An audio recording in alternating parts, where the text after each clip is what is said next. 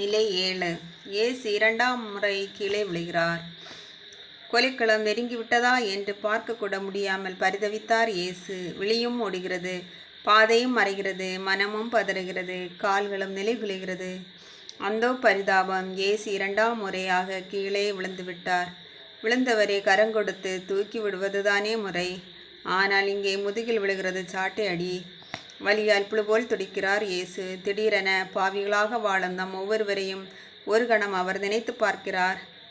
நான் வீழ்ந்தால் என்னுடைய மக்களும் வீழ்வார்களே என்று நினைத்தவாறே இயலா நிலையிலும் மண்ணிலிருந்து விண்ணோக்கி எழுகிறார் இயேசு. நம் புனிதர் வாழ்வில் நம் புனிதர் தேவ சகாயத்தை மரப்பேழைக்குள் அடைத்து எறும்புகள் கடிக்குமாறு வைத்தார்கள். இக்கொடுமைகளை எவ்வாறு நம் புனிதர் தாங்கினார்? இயேசுவை உமக்காக, எல்லாம் உமக்காக என்ற உயர்ந்த எண்ணத்தினால் மட்டுமே. ஜெபம். அன்பு இயேசுவே, எம் வாழ்வில் ஒரு சிறு துன்பம் வந்தாலும் அதை ஏற்கும் மனமில்லாமல் உம்மை அவதூறாக பேசுகிறோம்.